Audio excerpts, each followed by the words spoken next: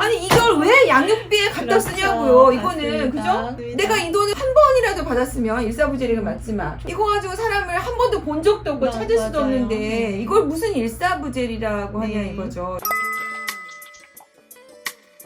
네, 오늘은 강소영 변호사님 모시고 이제 두 번째 시간 진행을 해볼 건데요. 강소영 변호사님이 가정법원에서 조정위원으로 활동을 하고 계세요. 그래서 많은 사건들을 경험을 해보셨기 때문에 양육비와 관련해서 현장에서 일하실 때 어떤 것들이 조금 문제점이었고 이것이 어떻게 개선이 됐으면 좋겠나 이렇게 생생한 경험담을 한번 들어보도록 하겠습니다. 자, 어떻게 시작을 합니까? 양육비를 받으려면? 양육비를 받으려면은 이혼 소송 진행 중에도 신청을 할 수가 있죠. 양육비 지급에 대해서 사전 처분이라는 걸 신청을 합니다. 이혼이라는 것이 금방 끝나는 게 아니잖아요. 서로 갈등이 극대화되고 하다 보니까 몇 년이 걸릴 수도 있어요. 그럼 그 사이에 있는 아이는 어떻게 될까요? 아이는 그만큼 열악해질 수밖에 없어요. 아이는 이혼 소송에 있어서 당사자가 아니고 사건 본인이라는 이름으로 들어가 있는 것이고 본인의 인생이 여러 가지로 달라질 수 있는데도 불구하고 의견을 개진하거나 할 수 있는 게 전혀 없죠. 그렇기 때문에 아이의 상황 자체가 굉장히 위태로워질 수가 있기 때문에 양육비 사전 처분이라는 게 가능은 합니다. 그런데 이게 뭐가 문제냐? 이행하지 않더라도 강제적으로 집행할 수 있는 집행력이 없습니다. 그래서 양육비에 대해서 사전 처분을 판사님께서 할 때 실제로 이거를 지급을 하시겠습니까? 라고 물어보세요. 왜냐하면 처분을 내리고 나서 즉시항고로서 불복을 해버리면은 아무런 효력이 없는 것이거든요. 그래서 임의 지급이 가능한지에 대해서 먼저 의사를 물어보시고 사전 처분을 하는 경우가 많이 있습니다. 이게 사전처분 양육비로 지급하는 거는 굉장히 유용한 부분이 양육비를 소송 중에 받을 수 있다는 장점 그렇죠. 이외에도 사전처분을 이 정도도 이행하지 않는 자에게는 양육권이 가지 않겠죠. 맞습니다. 그리고 그동안도 혜택했을 거라는 것을 판사들이 충분히 알 수 네. 있기 때문에 이 부분은 여러모로 꼭 좀 신청을 해서 이걸 놓치시는 경우가 가끔 있는데 요새는 이제 가정법원에서 네.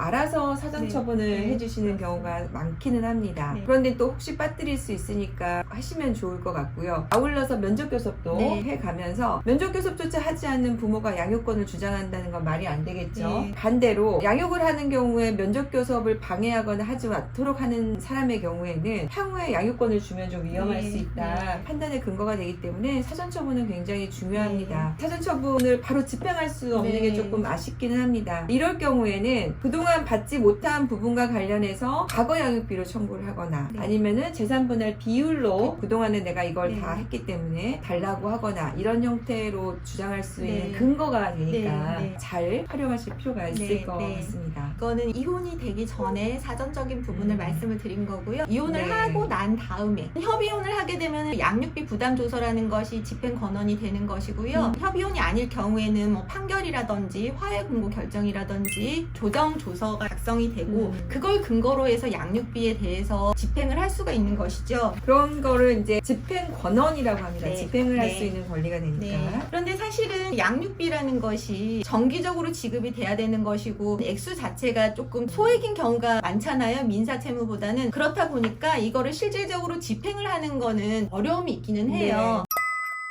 그러면 이제 이렇게 집행 권한이라는 것들을 네. 받았는데 네. 안 준다. 그러면 어떤 거로 이제 다음에 네. 들어가야 되죠? 민사상 강제 집행할 수 있는 방법 자체는 당연히 해당이 되고요. 양육비 지급에 있어서 이행을 확보하기 위한 방안으로 규정을 좀 더 해놓은 것이 양육비 직접 지급 명령 제도라든지 담보 제공 명령, 일시금 지급 명령, 이행 명령 이런 네. 제도들이 있습니다. 네. 특별하게 아이들을 위해서 좀 더 보완하는 제도가 있습니다. 이행 명령이라는 제도가 있어요. 이행 명령이라는 거는 판결이라든지 조정이라든지 양육비 부담조서 작성이라든지 양육비에 관한 집행 권한이 있음에도 불구하고 양육비를 정당한 이유 없이 지급을 하지 않는다. 이럴 경우에 이행 명령 신청을 법원에다 하면은 이행 명령을 내려주시죠, 법원에서. 네. 이거는 뭐 그냥 쉽게 나오더라고요. 네, 안 주는 네. 것만 네, 인증을 하면. 그렇죠. 근데 이제 이걸 지키나요? 안 지키죠? 그렇죠. 네, 그러면 이제 어떻게 됩니까? 그러면은 과태료라든지 감치 제도가 있습니다. 이행 명령을 조금 담보하기 위해서 과태료라든지 감치 제도로 해서 이행 명령의 실효성을 확보하려고 하고는 있으나 양육비를 주지 않는 채무자들은 네. 아주 보통 분들이 아니기 때문에 감치 당하고서도 안 주시는 분들이 더러는 계세요.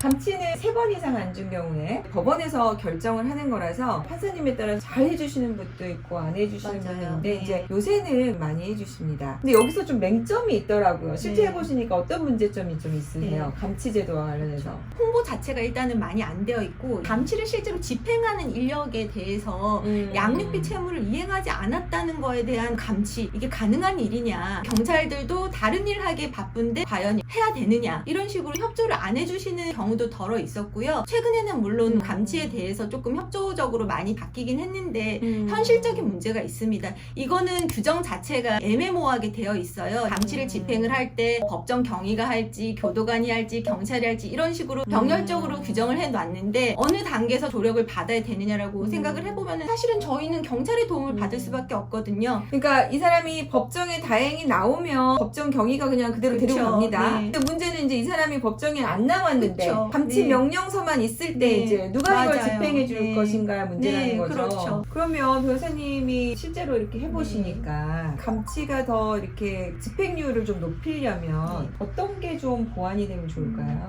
양육비 채무자가 요리조리 굉장히 잘 도망을 다닌다고 했잖아요. 네, 네. 결국은 이 사람이 어디 있는지를 찾는 거, 그거에 관한 권한을 조금 더 확대를 해주는 게 좋지 않을까 하는 생각이 듭니다. 이런 권한을 이행관리원에 주거나 네. 아니면 이제 경찰의 협조 시스템을 만들거나 그렇죠. 이렇게 네. 돼야 되겠네요. 네. 이게 뭔가 수배제도 같은 게 좀 있어야 될 네. 것 같더라고요. 네. 게다가 채무자가 요리조리 굉장히 잘 빠져다닙니다. 그래서 감치를 하기 위해서 그 집행 기간 내에 이 사람을 잡지 못하면은 감치 결정 자체가 아예 그냥 휴지 조각이 되어버리는 거죠. 그러면 저희는 처음부터 다시 감치 요건을 충족하기 위해서 또 처음부터 시작을 합니다. 계속. 저희가 이번에 진행을 해봤는데 네. 어이가 없는 것이 네. 법원에서는 감치가 한번 나오면 그전에는 3개월인데 지금 6개월로 네, 연장이 네. 됐어요. 근데 이제 이 사람을 찾을 수가 없어요. 그러면은 당연히 저는 이 사람 못 찾았으니 한 번 더 해달라고 하면 감치 명령이 나올 줄 알았는데 네. 법원에서 안 된다는 건데 그 논리가 뭐냐면 일사부재리라는 거예요. 일사부재리 원칙은 네. 형사적으로 한 번 처벌받는 사람이 이와 관련해서 2번 처벌받을 수는 없다는 그렇죠. 논리인데 네. 아니 이걸 왜 양육비에 갖다 그렇죠. 쓰냐고요. 이거는 맞습니다. 그죠? 네. 내가 이 돈을 한 번이라도 받았으면 일사부재리가 맞지만 이거 가지고 사람을 한 번도 본 적도 없고 찾을 수도 맞아요. 없는데 네. 이걸 무슨 일사부재리라고 하냐 네. 이거죠. 사실 이거는 법적인 근거도 없어요. 제가 좀 흥분하네요 또 이렇게. 네. 그러니까 감치를 2번 할 수 있다는 법문의 규정이 없는데도 네. 불구하고 판사님들이 임의로 법상 근거 없이 안 해주는 것이 아닌가. 네, 조금 부담스러워 하시는 것 같습니다. 그러니까요. 판사님들이 그 부담을 네. 왜 양육자들에게 지우냐고요. 그거는 양육비를 네. 안 준 나쁜 사람들한테 그 부담을 지워야죠. 그렇죠. 이 부분이 정말 조금 고쳐져야 될 것 같고. 네. 현실적으로 양육비 채무자들을 이제 잡으러 다니는 일을 할 인력 자체가 부족하잖아요. 이거를 네. 그러면 양육비 이행 관련에다가 전담을 시켜도 좋지 않을까. 물론 수사 기관이 같이 진행을 하면서 우리 변호사님들 네. 지금 목소리가 막 흥분돼서 네. 높아지기 시작하시네요. 왜냐면 저희가 네. 양육비행관리원회 현장 기동반이라고 감치 네. 집행을 도와주시는 분들이 계세요. 그래서 굉장히 추운 날 누가 갈 것이냐, 여자분들은 추운 날 좀 힘들지 않냐. 그러니까 당직처럼 짜는 그렇죠. 건가요? 예, 그러니까 몇 분이 그 풀이 있는데 그 안에서 손을 들고 가기가 사실 쉽지 않아요. 왜냐면은 거기서 계속 지키고 서 있어야 되는 것이고 안에 사람이 있는지 없는지도 알 수 없는 상황에서 이 사람이 나오는지 계량기는 돌아가는지 우편물은 있는지 없는지 이런 것들까지 보면서 해야 되는 상황이기 때문에 사실은 굉장히 현장이 좀 열악하긴 합니다. 그러니까 문 네. 열고 들어갈 영장이나 뭐 체포영장 이런 게 그렇죠. 없으니까. 그렇죠. 예, 지키고 이런 있어야 건 되는 없으니까. 거예요. 그래서 이제 그런 부분들을 조금 권한 자체를 양육비행 관련에다가 어느 정도 주면은 감치 집행이 좀 더 많이 활용이 되지 않을까 하는 생각이 들고요. 요새 청년 일자리 찾는 사람들 많은데 이런 거 활용하면은 도와주실 분이 많이 있지 않을까 싶은데 네. 사실 이게 양육비 채무자가 도망을 간다거나 이러면은 잡으러 뛰어도 가야 되고 하다 보니까 대체적으로는 남자 직원분들이 많이 협조를 해주셨고요. 감치 집행에 있어서 양육비행 관련해서 인상 깊었던 사건이 양육비 채무자가 지금 본인 명의의 재산은 하나도 없는 상태여서 집행할 그렇죠. 수가 없어요. 음. 근데 이분이 스키를 좋아해서 수상 스키 대회 그 오. 대회 소식을 알고 거기 현장에 가서 급습해서 거기서 그래가지고 잡아가지고 예, 감치를 했어요? 예, 우와. 감치를 했는데 우와. 감치 당했음에도 불구하고 집행했음에도 불구하고 양육비는 지급이 되지 않았어요. 이러하기 때문에 대지급 제도 자체가 굉장히 필요하다는 거죠. 진짜로 독한 분들은 네. 감치 당해도 안 줍니다.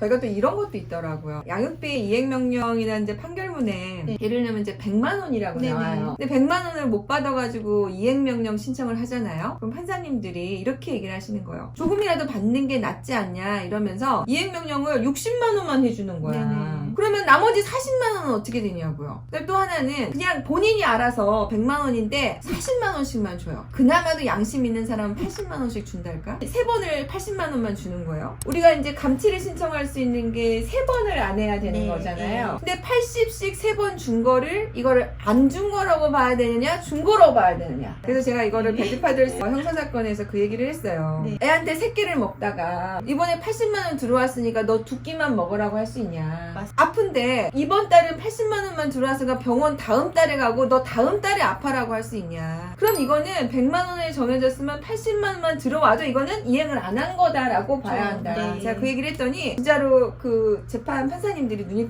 땡그레지시더라고요. 이게 일반적인 금전하고 다르게 100만 원인데 80 들어왔다면 다음 달 80이니까 둘이 합해서 160. 그러니까는 한 번은 하고 안 한 거다. 뭐 이런 식으로 보시는 판사님들이 계시는데 네, 이건 금전 채권이 아니라고요. 정해진 판결보다 단돈 1만 원이라도 부족해도 이거는 이행을 안 한 걸로 봐야 네, 되고 네. 전부 다 감치로 가거나 집행으로 들어가야 네. 될 그런 필요성이 있는데 이행명령 금액 줄어드는 거, 감치를 요건을 완화시키는 거, 일사부재리로 하는 거 명문에 규정이 없어요. 네. 대법원 판례도 아직 없어요. 네. 이에 대해서 입장을 네. 밝힌 게. 이 부분이 법원의 인식이 정말 필요한 부분이라는 생각이 들고요. 그나마 이제 다행인 것이 작년에 나왔던 판례 중에서 일부 감액 청구하는데 네. 대법원에서 양육비는 일반 금전채권이 아니라 아이의 복리와 관련된 생존권 개념이다. 달리 봐야 된다는 대법원 판결이 네. 하나 나와서 네. 앞으로 좀 법원이 고쳐줬으면 좋겠다. 네. 이런 말. 사실은 이제 양육비행 관련해서 근무를 해보면은 대부분이 생계가 힘든 분들이 많이 있어요. 먹고 살아야 되니까 일을 해야 되니까 상담조차도 하기 힘드신 분들이 대부분이고 맞아요. 야간에 상담 가능하냐고 이렇게 연락을 주시면은 음. 그분하고 상담을 하기 위해서 야근을 하거든요. 저희가 상담을 해보면은 그분들이 그래요. 양육비를 내가 받을 권리가 당연히 있는데도 불구하고 왜 이렇게 받기가 힘든 것이냐라고 저희한테 굉장히 많은 하소연들을 하시는데 그러니까요. 네. 죄 없는 이행 네. 관련이 뭔 죄입니까? 네. 실질적으로는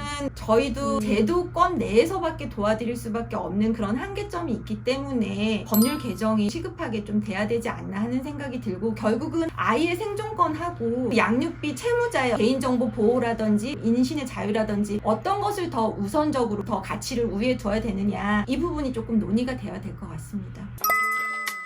네. 변호사님 오늘 너무 말씀 감사해요. 사실은 제가 조금만 잠깐만 하고 가면 될 거라고 꼬셔가지고 오셨는데 지금 막 정말 많이 얘기를 해주시고 열변을 토해주고 계세요. 너무 감사드리고요. 네. 감사합니다. 그래도 더 찍을 거예요. 네.